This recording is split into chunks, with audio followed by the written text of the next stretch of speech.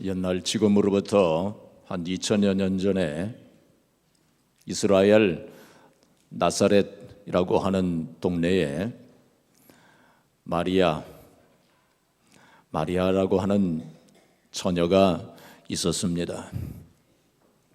학자들은 그 당시 마리아의 나이를 13살 내지 15살 정도로 그렇게 봅니다. 이 마리아는 요셉과 정혼한 사이였습니다. 그런데 하루는 가브리엘 천사가 나타나지 않습니까?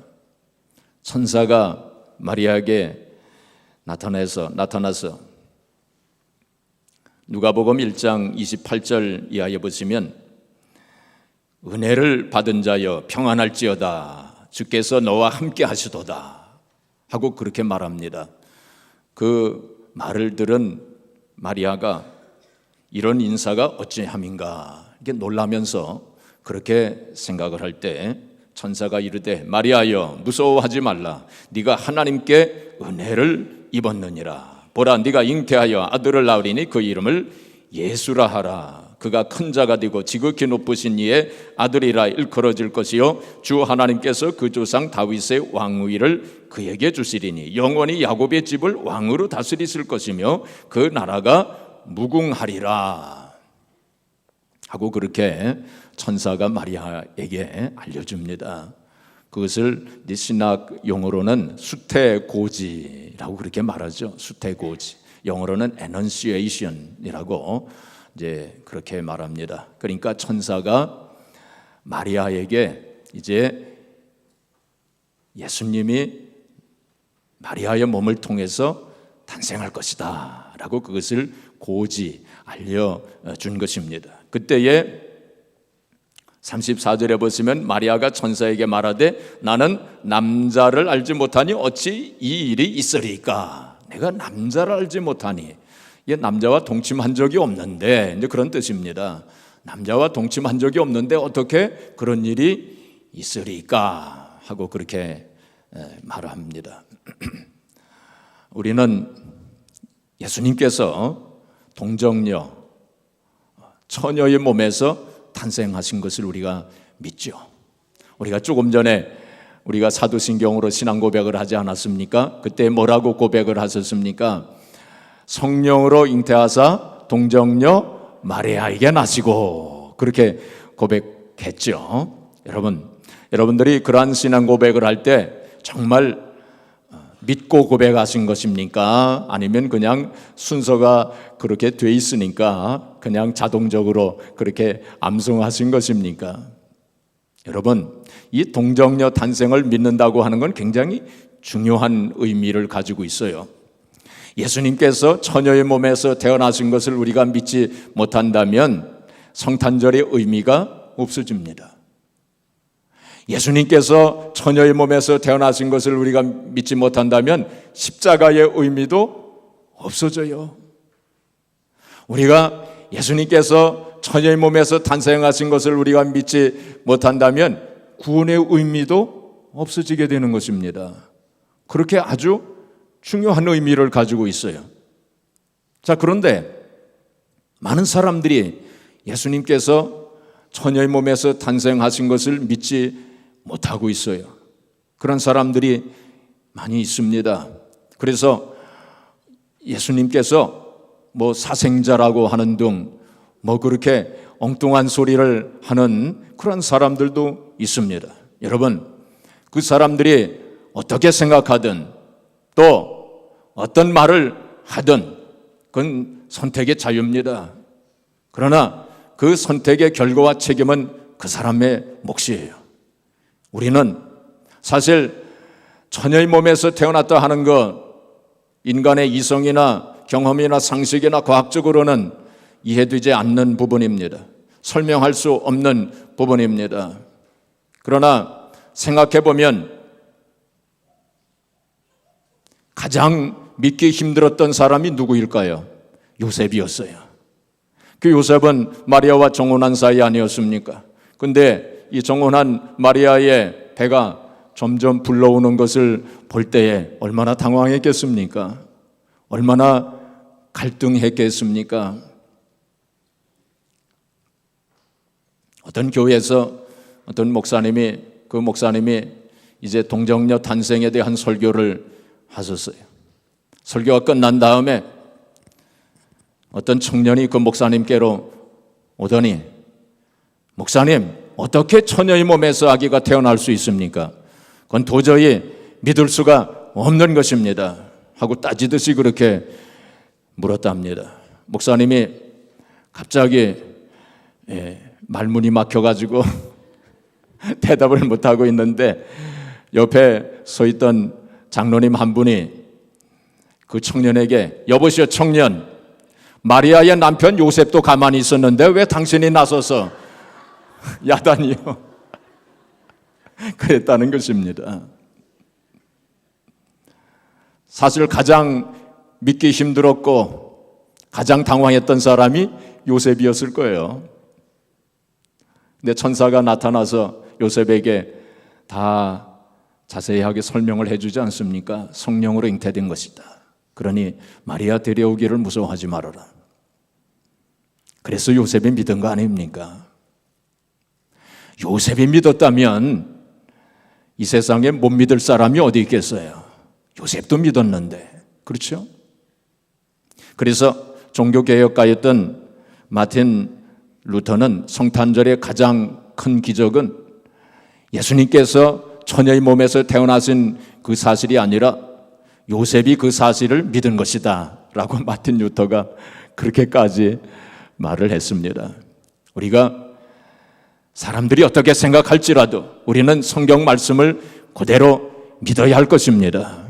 그래서 동정녀 탄생, 처녀의 몸에서 예수님께서 탄생하신 그 사실도 우리가 조금 더 의심하지 말고 믿어야 합니다. 자, 성경으로 다시 돌아가면 마리아가 천사에게 말하되 나는 남자를 알지 못하니 어찌 이 일이 있으리까 하고 그렇게 대답을 했을 때 천사가 대답하여 이르되 성령이 네게 임하시고 지극히 높으신 이의 능력이 너를 덮으시리니 이러므로 나실 바 거룩한 이는 하나님의 아들이라 일컬어지리라 하면서, 보라, 너의 친족 엘리사벳도 나이가 많아가지고 임신을 못한다고 하였는데 잉태를 하지 않았느냐 하고 천사가 그렇게 이야기를 해줍니다. 이미 엘리사벳이 임신한 지가 6달이 되었다 하고 그렇게 이야기를 해주죠. 그러면서 대저 하나님의 모든 말씀은 능하지 못하심이 없느니라.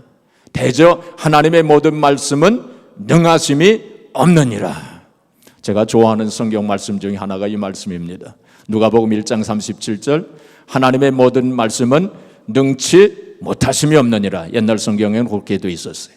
하나님의 모든 말씀은 능치 못하심이 없느니. 그렇습니다. 하나님의 모든 말씀은 능치 못하심이 없어요.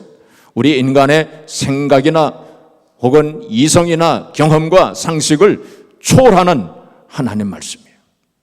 그래서 하나님 모든 말씀은 능치 못하심이 없느니. 천사가 마리아에게 그렇게 말했을 때에 마리아가 뭐라고 말했습니까? 38절에 보시면 마리아가 이르되 주의 여종이 오니 말씀대로 내게 이루어지이다. 말씀대로 내게 이루어지이다. 이 마리아의 위대한 신앙 고백이 여기에 나타나 있어요. 말씀대로 내게 이루어지이다. 여러분, 이게 쉬운 말인 줄 생각하세요? 아닙니다. 그 당시는 결혼하기 전에 임신을 하게 되면 죽는 때였습니다. 이 마리아가 지금 목숨 걸고 목숨 내놓고 이 말을 한 거예요. 말씀대로 내게 이루어지이다. 자기 목숨 걸고 목숨 내놓고 이 말을 한 거예요. 이 마리아의 위대한 신앙 고백이 여기에 있습니다. 말씀대로 내게 이루어지이다. 이런 신앙 고백을 하는 사람만이 순교까지 할 수 있어요. 우리가 그러한 믿음을 가져야 합니다. 자, 그래서 이렇게 천사와 대화를 한 이 마리아가 곧장 어디로 갔습니까? 자기의 친족 엘리사벳으로 달려가지 않습니까?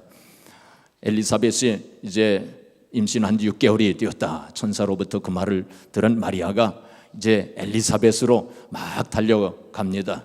엘리사벳에 달려가서 문안을 할 때에 엘리사벳의 뱃속에 있던 그 아기가 막 뛰놀았다고 그랬어요. 그 예수님의 모친 마리아가 와서 이제 엘리사벳에게 문안을 할 때에 그 엘리사벳의 뱃속에 있던 아기가 기뻐가지고 막 뛰놀았다고 그랬어요. 이 엘리사벳의 뱃속에 있는 아기가 태어나서 누가 되었죠? 세례 요한이 된 거죠. 세례 요한이 된 것입니다. 그리고 세례 요한과 예수님과는 친족간이었어요. 세례 요한이 6개월 먼저 태어났어요. 그러면서 이 엘리사벳의 여기 41절 보시면은 엘리사벳이 마리아가 문안함을 들으매 아이가 복중에서 뛰노는지라 엘리사벳의 성령의 충만함을 받아 큰 소리로 불러 이르되 여자 중에 네가 복이 있으며 네 태중의 아이도 복이 있도다. 내 주의 어머니가 내게 나오니 이 어찌 된 일인가. 보라 네 문안하는 소리가 내 귀에 들릴 때 아이가 내 복중에서 기쁨으로 뛰놀았도다. 참 신비한 일이죠. 자 45절 우리 같이 봉독하겠습니다. 주께서 하신 말씀이 반드시 이루어지리라. 곧 믿은 그 여자에게 복이 있도다. 하나님의 말씀대로 그대로 이루어질 것을 믿은 그 사람에게 복이 있도다. 바로 마리아가 복이 있는 사람이다 하고 그렇게 말했습니다. 자, 그 말을 들은 이제 마리아가 또 성령의 감동을 받고 이제 하나님을 찬양하는 그런 말씀을 하게 됩니다. 그것이 바로 오늘 본문 말씀이 바로 그 말씀이에요. 마리아가 성령의 충만함을 받고 하나님을 찬양한 말씀이 바로 오늘 본문 말씀입니다. 이것을 이제 영어로는 Magnificat이라고 말합니다. 이것을 마리아의 찬가 혹은 마리아의 송가라고 그렇게 부릅니다. 천주교에서는 이 마리아의 찬가를 최고의 찬양으로 그렇게 봅니다. 수녀들이 종신 서원을 할 때에 이 말씀으로 이제 고백을 하고 서원을 하는 것으로 되어 있어요. 그만큼 아주 굉장히 중요한 말씀으로 그렇게 봅니다. 여기 magnificent라고 하는 영어가 있지 않습니까? 이 magnificent과 같이 연결된 단어인데 magnificent라고 하는 것은 아주 위대한, 웅장한, 엄청난, 뛰어난 그러한 뜻입니다. 그러니까 이 마리아의 찬가가 엄청난 찬양, 또 위대한, 웅장한 그런 찬양, 그런 의미를 이제 가지고 있는 거죠. 우리 개신교에서는 사실 성모 마리아에 대해서 그렇게 많이 말하지 않습니다. 왜 그런지 아세요? 천주교에서 너무 받드니까. 천주교에서 너무 그냥 성모 마리아를 숭배하지 않습니까? 숭배하고 또 성모 마리아를 통해서 뭐 기도한다 하고 성모 마리아는 죄가 없다 뭐 그렇게까지 주장을 하고 성모 마리아가 승천을 했다 혹은 성모 마리아를 구세주의 반열에까지 이렇게 올려놓을 그런 움직임까지 있지 않습니까? 그래서 너무 그러니까 우리 개신교에서는 조금 마리아에 대해서 별로 말을 잘 안 해요. 그럼에도 불구하고 마리아는 최고의 축복을 받은 사람이면 틀림이 없습니다. 그럼에도 불구하고 마리아는 우리의 존경을 받아 마땅한 분이에요. 그래서 사실 우리 성모 마리아에 대해서 우리가 생각해 본다면 참 아까도 말씀을 드렸지만 믿음이 있었던 분이에요. 말씀대로 이루어지이다 하고 말씀을 그대로 받아들이지 않습니까? 그리고 겸손한 분이셨어요. 그래서 오늘 여기 본문에도 보면 자기를 비천한 종 그렇게 표현을 하고 있습니다. 비천한 종이라. 또 평생 헌신하신 분 아닙니까? 그렇게 훌륭한 그러한 분이었음을 알게 됩니다. 특별히 오늘 본문 말씀을 보게 되면 그 마리아의 위대한 신앙 고백을 여기서 찾아볼 수가 있어요. 우리가 이제 강림절을 보내고 있고 이제 다음 주일이 바로 성탄절이 되지 않습니까? 이러한 절기에서 우리가 마리아의 이 신앙 고백, 마리아가 하나님을 찬양한 그 내용을 한번 살펴보는 것은 의미 있는 일이라 생각을 합니다. 자, 그래서 오늘 본문 말씀을 이제 생각해 볼 텐데, 마리아가 하나님을 이제 찬송한 것, 우리 간단하게 네 가지 생각해 보겠습니다. 첫 번째로 마리아는 구주를 모신 사람이 가장 큰 복을 받았음을 고백을 했어요. 주님을 모신 사람이 가장 큰 복을 받은 사람이다. 그걸 고백했어요. 자, 오늘 본문 말씀 46절, 48절 우리 같이 또 봉독해 보겠습니다. 마리아가 이르되 내 영혼이 주를 찬양하며 내 마음이 하나님 내 구주를 기뻐하였음은 그의 여종의 비천함을 돌보셨음이라. 보라 이제후로는 만세에 나를 복이 있다 일컬으리로다. 주님을 모신 사람이 가장 큰 복을 받은 사람이다. 그것을 고백했습니다. 이 세상에서는 여러 가지 세상의 복에 대해서 이야기를 합니다. 돈이 많은 사람 혹은 어떤 권세를 가진 사람, 부귀영화를 누리는 사람, 출세하고 성공한 사람, 이런 사람들이 복이 있다라고 그렇게 말하지 않습니까? 그러나 그러한 것은 일시적인 것이요 무상한 것입니다. 가장 참 복은 뭐냐? 바로 주님을 모신 사람, 주님을 모신 사람이 진짜 복 있는 사람입니다. 성경 전체가 그것을 말씀하고 있어요.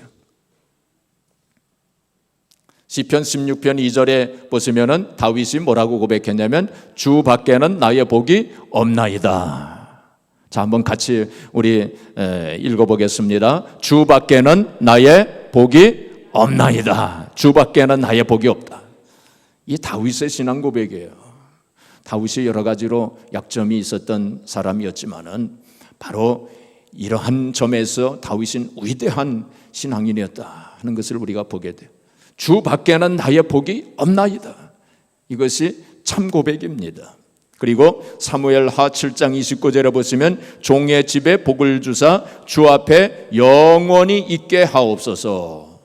종의 집에 복을 주사 주 앞에 영원히 있게 하옵소서. 다윗이 하나님 앞에 기도할 때 하나님 물질적으로 풍요하게 하시고 뭐 성공하게 하시고 권세를 그런 기도를 한 것이 아니고 주의 앞에 주님 앞에 영원히 있게 하옵소서. 그것을 간구했어요. 그것이 가장 최고의 복이라고 하는 것을 알았기 때문에 마리아는 문자 그대로 예수님을 10달 동안 자기 몸속에 모신 그러한 사람이 아닙니까? 더 나아가서는 더 중요한 것은 바로 그 마음속에 늘 주님을 모시고 살았던 그러한 사람이었어요.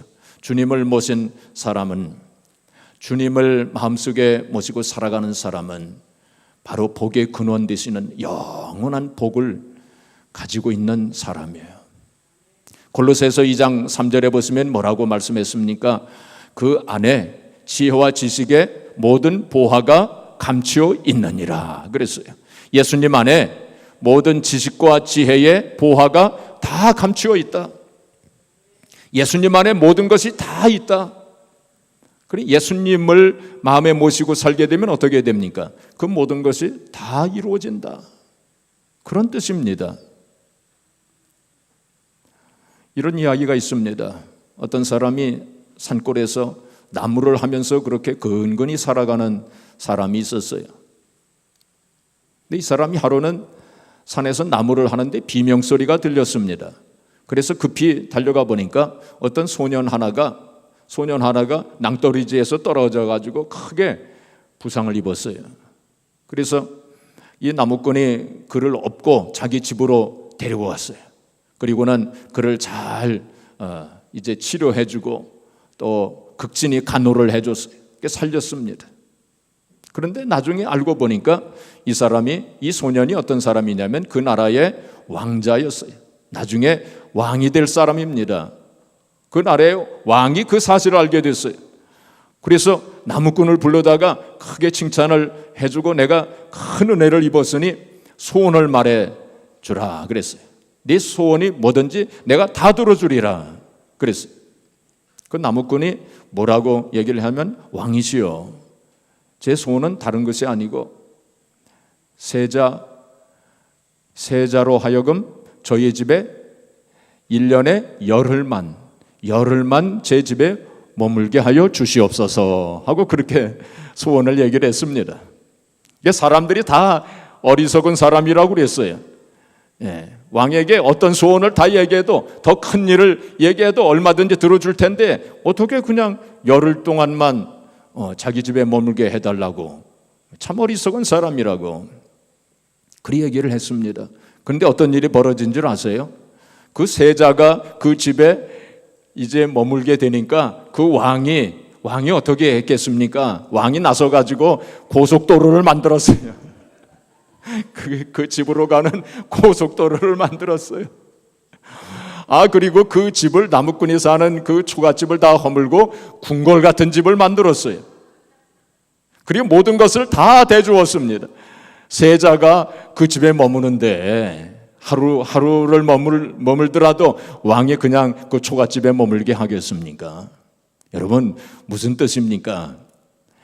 그 세자가, 그 왕자가 열흘간만 머물러도 그런 일이 일어나는데, 여러분, 만왕의 왕 되시는 주님을 내 마음속에 1년 365일 모시고 산다면 만군의 주가 되시는 이 세상을 창조하신 그 하나님, 엘샤다의 하나님께서 그냥 내버려 두시겠어요? 그런 의미가 있는 것입니다.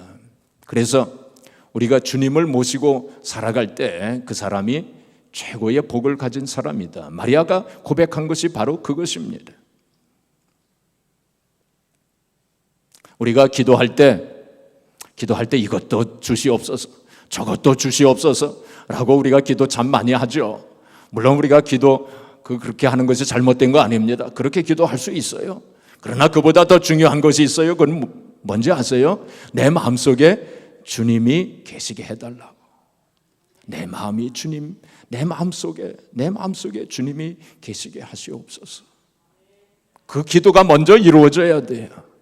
그 기도가 이루어진다면 모든 것은 다 이루어지는 것입니다. 요한복음 15장 5절에 예수님께서 뭐라고 말씀하셨냐면은 내가 너희 안에 거하면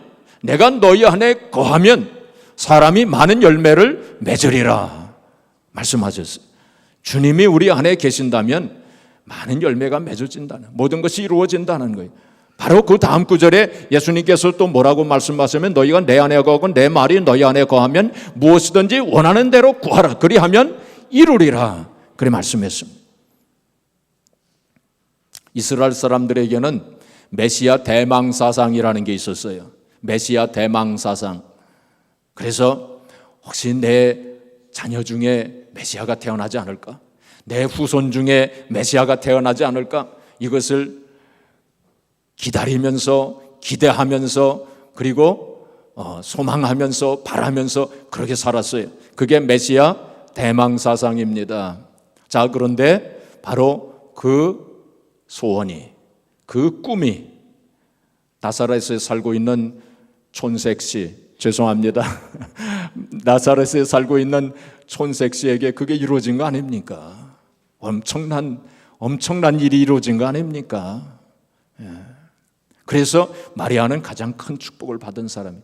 근데 사랑하는 성도 여러분, 마리아에게만 그런 축복이 이루어지는 것입니까? 아닙니다.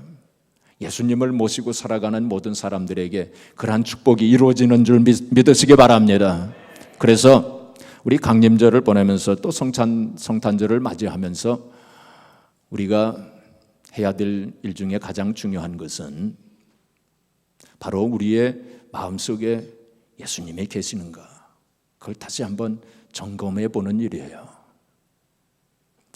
2000년 전에 예수님께서 오셨기 때문에 우리가 예수님 오시는 것을 물론 기다리고 이제 새롭게 이제 우리가 준비하는 그러한 기간이지만은 우리의 심령 속에 예수님이 지금 계시는가, 그거를 점검해 봐야 돼요.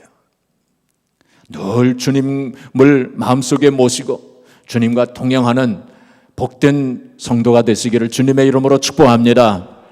마리아는 그것을 이제 고백을 했어요. 두 번째로 마리아는 큰 일이 일어났음을 찬양했어요. 큰 일이 일어났어요. 큰 일.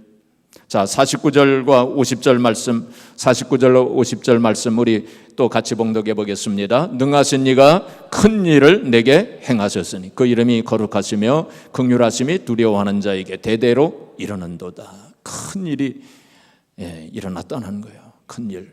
이 세상에서 큰 일은 무엇일까요? 이 세상에서 일어난 일 중에서 또 앞으로 일어날 일 중에서 가장 큰 일이 무엇일까요? 세 가지입니다. 이 세상에서 일어나는 일 중에서 가장 큰 일은 세 가지예요. 첫 번째는 하나님께서 이 세상을 창조하신 일입니다. 이거 얼마나 큰 일입니까? 두 번째로 큰 일은 예수님이 탄생하신 일이에요. 세 번째 큰 일은 뭘까요? 예수님 재림하시는 일입니다. 이 세 가지 큰 일이에요. 세 가지 큰 일. 바로 예수님께서 탄생하신 그 일이야말로 큰 일 중에 큰 일입니다. 자, 예수님께서 이 세상에 이렇게 탄생을 이제 하셨는데 하나님께서 이제 이 세상에 성자 예수님을 이 세상에 보내신 거 아닙니까? 그런데 그러한 이 일의 배후에 하나님께서 역사하실 때에 바로 하나님의 긍휼하심이 긍휼하심이 작용했다는 사실을 우리가 꼭 명심해야 됩니다. 하나님의 긍휼하심입니다. 오늘 본문에도 보면은 하나님의 긍휼하심. 여기 50절에도 보면 긍휼하심이 그렇게 되어 있죠. 또 나중에 54절 보시면 그 종 이스라엘을 도우사 긍휼히 여기시고 기억하시되 긍휼, 하나님의 긍휼하심이라고 하는 단어가 두 번 나옵니다. 바로 이 성탄절의 의미 가운데서 하나님의 긍휼하심을 깨닫지 못한다면 성탄절의 의미를 바로 깨닫지 못하는 것입니다. 바로 성육신 사건 속에 하나님의 긍휼하심이 나타나 있다는 사실을 우리가 알아야 됩니다. 요한복음 1장 14절에 말씀이 육신이 되어 우리 가운데 거하심에 우리가 그 영광을 보니 아버지의 독생자의 영광이요 은혜와 진리가 충만하도다 그랬어요. 말씀이 육신이 된 사건, 그게 성육신 사건 아닙니까? 바로 이 성육신 사건 속에 하나님의 긍휼하심이 나타나 있는 거예요. 영원히 죽을 수밖에 없었고 영원히 멸망받을 수밖에 없었던 우리 인생들을 긍휼히 여겨주시고 불쌍히 여겨주셔서 하나님께서 인간의 모습으로 인간의 육신을 입고 태어나신 것이 바로 성육신 사건 아닙니까? 이것이 바로 성탄절 아닙니까? 우리가 그 하나님의 긍휼하심을 깨달을 때 바로 기쁨과 소망이 우리의 마음속에 넘치게 돼요. 기쁨과 소망. 그래서 우리가 성탄절을 생각할 때는 늘 기쁨과 소망이 넘치게 돼요. 제가 옛날에 예수님을 알지 못했을 때에도 크리스마스가 되면 왠지 모르게 좀 마음이 설레더라고요. 그런 적이 있었습니다. 왠지 모르게 예수님을 알지 못했었는데도 크리스마스가 되면은 뭔가 마음이 설레고 그렇더라고요. 이 믿지 않는 사람들도 말이죠. 크리스마스가 되면은 뭔가 마음이 설레고 기쁨이 있고 소망이 있고 그건 왜 그런지 아세요? 잠재의식적으로 그 속마음 깊은 속에 그런 기쁨과 소망을 느끼기 때문에 그래요.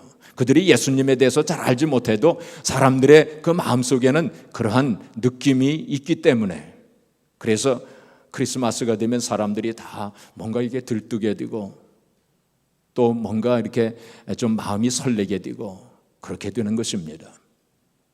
강림절 절기는 이 색깔이 이겁니다. 이제 보라색 아닙니까? 자주 색깔. 이거는 자주색, 이 보라, 이 색깔은 무엇을 의미냐면 기다림과 소망이에요. 기다림과 소망. 이 강림절 기간은 바로 기다리고 또 소망 가운데 기다리는 그러한 절기가 바로 강림절입니다. 물론 예수님께서 이미 오셨지만은 다시 한번 새롭게 우리가 맞이하는 마음으로 우리 강림절을 이제 보내는 것이고 더 나아가서는 우리가 다시 오실 예수님을 소망 중에 기다려야 돼요. 이 강림절 기간 동안에 언젠가는 예수님 다시 오실 텐데 그 다시 오실 재림하실 예수님을 소망 중에 기다리는 그런 마음을 우리가 또한 가져야 됩니다. 우리 생전에 예수님이 재림 안 하신다면 우리가 이 세상을 떠나가지고 하늘나라 올라가서 주님을 만나게 되지 않습니까? 바로 그러한 소망 가운데서 우리가 그날을 기다리면서 우리가 살아가는 거 아닙니까? 바로 하나님께서는 예수 그리스도 이 땅에 보내주신 이 성탄의 사건을 통해서 큰 일을 성경에 보면 대사를 행하셨도다. 하나님께서 우리에게 대사를 행하셨도다. 이스라엘 백성들이 그렇게 고백하지 않습니까? 포로 생활에서 이제 자유함을 해방을 얻어가지고 다시 고토로 돌아오면서 하나님께서 대사를 행하셨도다. 우리의 입가에 웃음꽃이 피었도다 하고 그렇게 고백하지 않습니까? 우리가 이 강림절, 우리 성탄절을 맞이하면서 우리의 심령 속에 용솟음 치는 그러한 기쁨과 소망이 넘치시기를 주의 이름으로 축복합니다. 세 번째로, 마리아는 하나님의 공평한 섭리와 심판을 찬양했어요. 뭘 찬양했어요? 하나님의 공평한 섭리와 심판을 찬양했어요. 자, 우리 또 본문 말씀 우리 같이 또 봉독해 보겠습니다. 그의 팔로 힘을 보이사 마음의 생각이 교만한 자들을 흩으셨고 권세 있는 자를 그 위에서 내리치셨으며 비천한 자를 높이셨고 줄이는 자를 좋은 것으로 배불리셨으며 부자는 빈손으로 보내셨도다. 이것이 하나님의 공평한 섭리와 심판을 찬양한 것입니다. 여러분 중에 이 세상은 참 불공평해, 이렇게 생각하시는 분이 있다면 그분은 아직 하나님의 은혜를 깨닫지 못하신 분이세요. 하나님은 공평하신 분이십니다. 하나님은 공평한 섭리로 다스리는 분이세요. 또한 공의롭게 심판하시는 분이십니다. 어떤 사람들은 이 세상에서 부자들은 참 좋겠다. 아닙니다. 부자들에게는 더 큰 근심과 걱정이 있어요. 참 권세 잡은 자들은 참 좋겠다. 아닙니다. 그들은 더 큰 고민과 번민 속에서 살아가는 것을 알아야 돼요. 그래서 성경에서도 보면은 교만한 자를 하나님께서 심판하신다고 그랬죠. 바벨론의 느부갓네살 왕을 하나님이 꺾으셨어요. 아수리아를 꺾으시고 로마를 꺾으시고. 하나님은 그와 같이 공평하게 섭리하시고 심판하시는 분이시라는 사실을 우리가 알아야 됩니다. 마리아는 바로 그것을 찬양한 거예요. 예수님께서는 바로 우리에게는 공평과 평등을 우리에게 베푸시기 위해서 이 땅에 오신 것입니다. 로마서 3장 22절에 보시면은 모든 사람에게 미치는 하나님의 의니, 예수 그리스도를 믿는 모든 사람에게 미치는 하나님의 의니 차별이 없느니라. 그렇게 말씀했어요. 차별이 없느니라. 복음 앞에서는 차별이 없어요. 누구든지 예수 그리스도를 믿는 사람이라면 이방인이든지 유대인이든지 아니면 부자나 가난한 사람이든지 백인이든 흑인이든 황인종이든 미국 사람이든지 한국 사람이든지 차별이 없다는 거예요. 하나님은 이 세상에 예수 그리스도를 보내심으로 바로 이 세상에 공평한 평등과 그리고 정의를 실현하시기 위해서 이 세상에 오셨던 것입니다. 더 크게 우리가 말한다면 하나님은 섭리 가운데서, 하나님의 섭리 가운데서 이 세상을 다스리시고 이 세상의 모든 일들을 이루시는 분이 바로 하나님이셔요. 이 섭리라고 하는 단어, 우리가 쉽게 이해할 수 없는 그러한 단어이기도 합니다. 섭리가 뭡니까? 하나님의 섭리라는 말을 우리가 참 많이 하죠.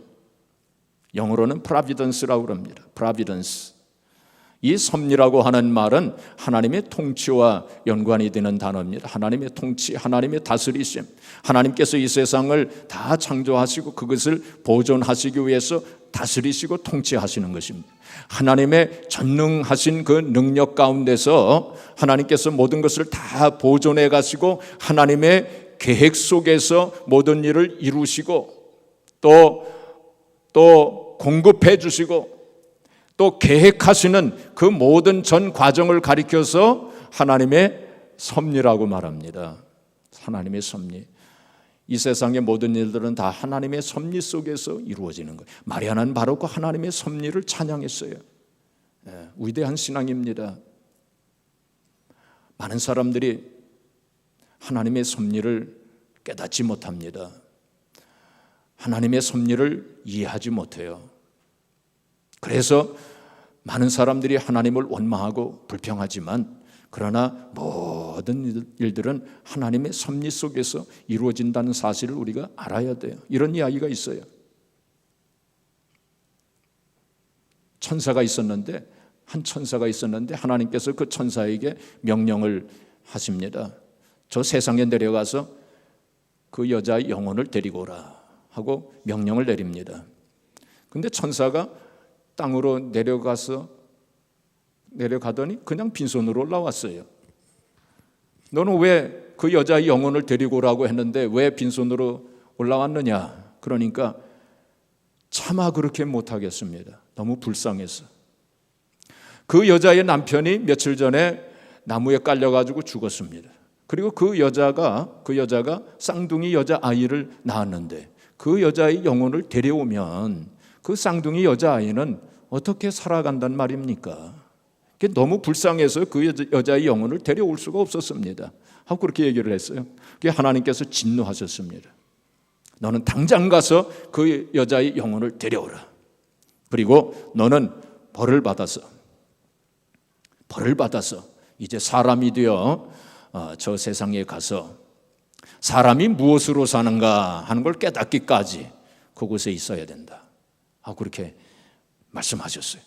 그래가지고 천사가 땅으로 내려와가지고 그 여자의 영혼을 데려옵니다. 그 즉시로 그 천사의 어깨에서 그 날개가 떨어지고 사람으로 돼가지고 이 땅에 내려와서 작은 구두방에서 일을 하는 사람으로 그렇게 삽니다. 그 6년이 지났는데 어느 날 보니까 어떤 여자가 두 여자아이를 한 6살쯤 된 여자아이를 그 구두방으로 데리고 오는 거예요. 그래가지고 천사가 묻기를 이 여자아이들은 당신의 자녀들입니까? 하고 그러니까 아니에요. 그럼 어떻게 된 겁니까? 하고 물으니까 그 여자가 대답하기를 6년 전에 이 두 여자아이의 아버지가 갑자기 돌아가셨고 또 어머니도 갑자기 돌아가셨어요. 근데 우리 동네에서 제가 갓난 아기를 낳았습니다. 그때쯤에서. 그래서 젖이 나오기 때문에 동네 사람들이 저에게 이 두 여자아이를 맡긴 겁니다. 근데 그 다음 해에 저희 아이가 죽었어요. 그래가지고 이 두 여자아이를 제 아이로 지금까지 키우고 있는 것입니다. 그랬어요. 그래가지고 그 천사가 이제 구두를 만들어가지고 그 두 여자아이에게 주었다는 것입니다. 그러면서 이 천사가 뭘 깨달았냐면 사람들은 하나님의 섭리로 사는 것이구나. 그거를 깨달아요. 그때에 즉시로 어깨에서 날개가 탁 생겨나가지고 하늘로 올라갔다는 것입니다. 그게 누가 만든 이야기인지 아세요? 톨스토이가 만든 이야기입니다. 톨스토이는 영성이 있었던 사람이었어요. 그래서 이 영적인 그러한 그 소설, 성경적인 영적인 그러한 이야기를 많이 이렇게 글을 만들었던 사람이에요. 그 톨스토이가 사람은 무엇으로 사는가 하는 그러한 제목으로 그러한 글을 만들었던 것입니다. 여러분, 사람은 뭐로 사는지 아세요? 하나님의 섭리 가운데 사는 것입니다. 그래서 마리아는 바로 그 하나님의 섭리를 찬양한 거예요. 자, 마지막으로 마리아는 예수님을 통하여 하나님의 모든 약속이 성취되었음을 찬양을 했습니다. 자, 54절, 55절 여기 스크린에 나오지 않네요. 자, 54절, 55절 제가 봉독하면 그종 이스라엘을 도우사 긍휼히 여기시고 기억하시되 우리 조상에게 말씀하신 것과 같이 아브라함과 그 자손에게 영원히 하시리로다. 바로 하나님께서는 약속대로 예언대로 꼭 이루시는 하나님이시라. 바로 예수님을 통해서 이루신다는 거예요. 예수님은 구약 성경에 많이 여러 번 예언되신 분이시죠. 창세기 3장 15절부터 예수님께서 여자의 후손으로 태어나실 것을 성경에 예언되어져 있습니다. 그리고 예수님께서는 이제 처녀의 몸에서 태어나실 것, 그리고 또 베들레헴에서 태어나실 것, 다윗의 씨로 태어나실 것 등등 이러한 예언이 되어져 있어요. 그 예언 그대로 예수님께서 탄생하신 거 아닙니까? 수천 년이 이어져 내려오면서 사람들은 그 예언을 잊어버리기도 하고 또 포기하기도 했지만 하나님은 잊지 않으셨어요. 하나님은 그 약속을 잊지 않으셨어요. 바로 하나님의 때가 되었을 때에 그 약속을 꼭 이루셨어요. 그래서 민수기 23장 19절, 자, 우리 한번 같이 읽어보겠습니다. 하나님은 사람이 아니시니 거짓말을 하지 않으시고 인생이 아니시니 후회가 없으시도다. 어찌 그 말씀하신 바를 행하지 않으시며 하신 말씀을 실행하지 않으시랴. 옛날 성경에는 하나님은 인생이 아니시니 시건치 않으시고 그렇게 돼 있었어요. 하나님은 인생이 아니시니 시건치 않으시고 인자가 아니시니 후회가 없으시도다. 하나님께서 어찌 말씀하신 바를 행치 아니하시랴. 하나님은 한 번 말씀하신 것을 꼭 행하시는 하나님이시죠. 하나님은 그래서 신실하신 하나님이시죠. 하나님은 예수 그리스도를 통해서 당신의 약속을 다 이루신 하나님이시죠. 지난번에 제가 고린도후서 1장 20절 말씀 드리지 않았습니까? 하나님의 약속은 얼마든지 그리스도 안에서 이해가더니 그런즉 그로 말미암아 우리가 아멘 하여 하나님께 영광을 돌리게 되느니라. 그리 말씀했어요. 바로 예수님을 통해서 하나님의 약속을 이루셔요. 그래서 우리의 인생의 목적은 하나님의 약속이 나를 통해서 성취되어지는 것. 그것이 우리 인생의 목적이다. 그런 말씀을 제가 지지난주인가요? 말씀을 드렸습니다. 그래서 바로 하나님의 약속이 나를 통해서, 우리 가정을 통해서, 우리 교회를 통해서, 우리 민족을 통해서 이루어지기를 우리가 하나님 앞에 기도해야 될 것입니다. 사랑하는 성도 여러분, 우리가 오늘 이제 마지막 강림주일입니다. 그리고 다음 주일은 성탄절이 됩니다. 이 강림절과 그리고 성탄절을 맞이해서 우리가 마음속에 주님을 늘 모시고, 어떤 심리학자가 학생들에게, 40명의 학생들에게 성탄절, 크리스마스 하면은 생각나는 거 하나씩 적으라고 그랬어요. 오래 생각하지 말고 바로 지금 생각나는 거 하나씩 종이에다 적어서 다 내라고 했더니 뭐 선물, 크리스마스 캐롤, 크리스마스 트리, 산타클로스 그런 것만 다 적어내고 예수님에 대한 것을 적어낸 학생은 한 사람도 없었답니다. 지금 크리스마스 성탄절이 어떻게 되는지 아세요? 바로 예수님이 실종됐어요. 예수님이 실종됐어요. 그런 크리스마스 성탄절이 되고 말았습니다. 그래서 메리 크리스마스라고 안 해요. 사람들이 또 못하게 합니다. 뭐라고 합니까? 해피 할로데이라고 뭐 그렇게 하지 않습니까? 이제 그런 크리스마스가 되었지만 우리는 그렇게 돼서는 안 될 것입니다. 우리의 마음속에 주님을 주님으로 왕으로 모시고, 마리아가 참 하나님을 찬양했던 하나님의 섭리를 찬양하고 하나님께서 큰 일을 행하고 대사를 행하시고 우리 하나님 앞에 감사하고 찬양하면서 이 강림절 그리고 성탄절을 보내시고 하나님 앞에 영광 돌리시기를 주의 이름으로 축복합니다.